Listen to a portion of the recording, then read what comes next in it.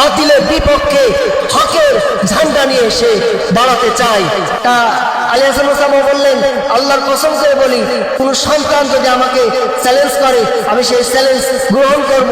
কার বুকে কত বাহু আছে, শক্তি আছে, এই চ্যালেঞ্জের মোকাবেলা কোরআন এবং হাদিস দিয়ে তাদেরকে আমি পরাজিত করব।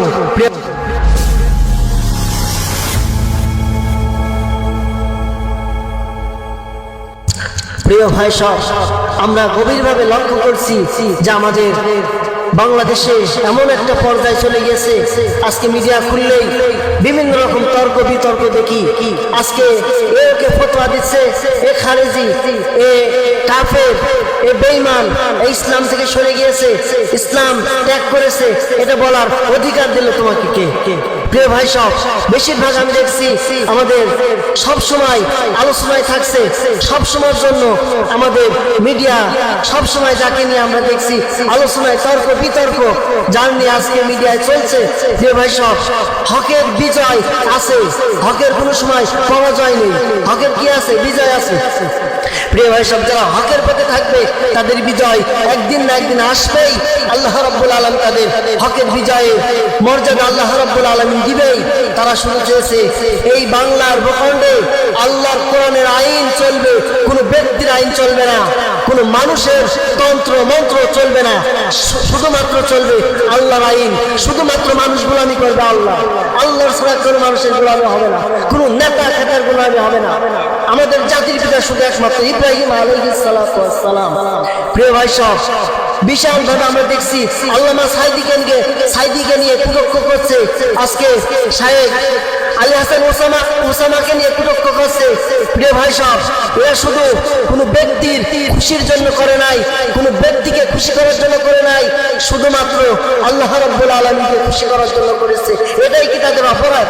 প্রিয় ভাই সব, আজকে দেখছি বিভিন্ন রকম চরমনার ক্যাটাগরির লোক, চরমনার যারা ভক্ত, তারা আজকে আলী হাসান ওসামাকে কাফের বানিয়ে দিচ্ছে ফতোয়া দিয়ে যে আলী হাসান ওসামার বয়ান শোনা যাবে না। প্রিয় বন্ধুগণ, আলী হাসান ওসামার দোষটা কোথায়? আলী হাসান ওসামা হকের পক্ষে আছে, হকের বিজয় একদিন হবেই বাংলাদেশে। প্রিয় ভাই সব, আমরা এই দ্বিতীয় স্বাধীন দেশে আমরা দেখতে পারছি হকের বিজয়, খুব শীঘ্রই হকের বিজয় হবে ইনশাআল্লাহ, কেউ ঠেকাতে পারবে না, হকের বিজয় হবেই। প্রিয় ভাই সব, আল্লামা দেলোয়ার হোসেন সাইদি চলে যাওয়ার পরে দেখেন আজকে এক বছর ঘুরতে প্রায় এক বছরও হয়নি, তার আগে ইনশাআল্লাহ জালেমের পতন হয়েছে। প্রিয় ভাই সাহেব, এই জালেম আজকে বিভিন্ন উলামা ইকরামদেরকে কারাবন্দী করেছে। প্রিয় ভাই সাহেব, তার ভিতরে অন্যতম আল্লামা সাইদি তো আছেই, তারপরে আমার প্রাণের স্পন্দন প্রিয় আলী হাসান ওসামা হাফিজাহুল্লাহ। সবসময়ের জন্য দেখি বাতিলকে যেভাবে হোক না কেন বাতিলের সাথে সবসময় সে টক শুনতে বসতে চায়, বাতিলের মুখোশকে উন্মোচন করে দিতে চায়, বাতিলের বিপক্ষে হকের ঝান্ডা নিয়ে এসে দাঁড়াতে চায়, হকের ঝান্ডা নিয়ে এসে মাথা উঁচু করে দাঁড়াতে চায়।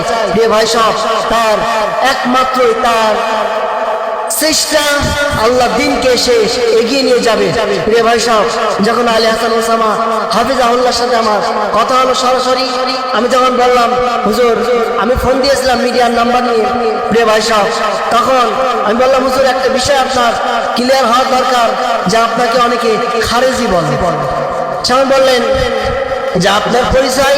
আমি সেমন বললাম হুজুর, আমি হলাম শাকিল আহমেদ বুলবুলি। বলছে আপনি কি কোনো আলোচক? আমি তখন বললাম হুজুর, আল্লাহর কসম করে বলি আমি আলোচনা ওইভাবে পারি না, তাও তবুও চেষ্টা করি। এখন আপনাকে খারেজি বলে কেন?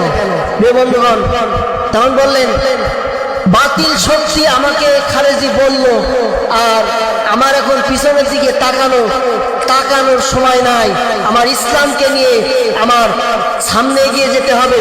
রে ভাই সাহেব, যখন আলী হাসান ওসামা হাফিজাহুল্লাহর সাথে কথা বললাম, আমি খুব আনন্দিত হলাম যে হাফিজাহুল্লাহর চরিত্র, হাফিজাহুল্লাহর এত সুন্দর কথা আসলে আমি মিডিয়ায় প্রকাশ করতে চাইছিলাম না, তারপরে আমার প্রকাশ করার দরকার বলে আমি মনে করি।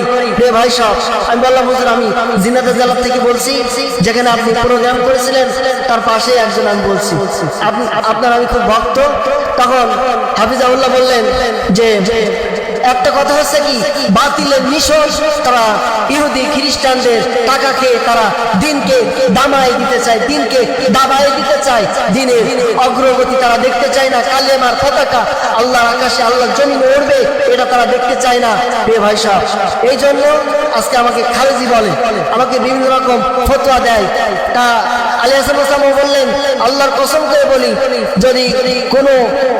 যদি কোনো মায়ের বুকে দুধে জোর থাকে, কোনো সন্তান যদি আমাকে চ্যালেঞ্জ করে, আমি সেই চ্যালেঞ্জ গ্রহণ করব। কার বুকে কত বাহু আছে, শক্তি আছে, এই চ্যালেঞ্জের মোকাবেলা কোরআন এবং হাদিস দিয়ে তাদেরকে আমি পরাজিত করব।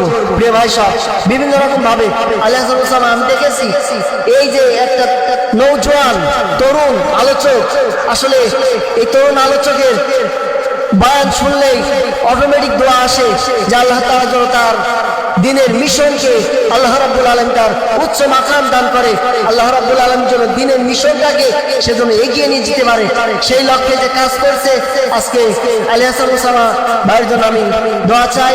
সকলে আলী হাসান ওসামা ভাইয়ের জন্য দোয়া করবেন, আল্লাহ তাআলা যেন তার দিনের যে মিশন সে সাকসেস করতে পারে, আল্লাহ রাব্বুল আলামিন সেই তৌফিক দান করে।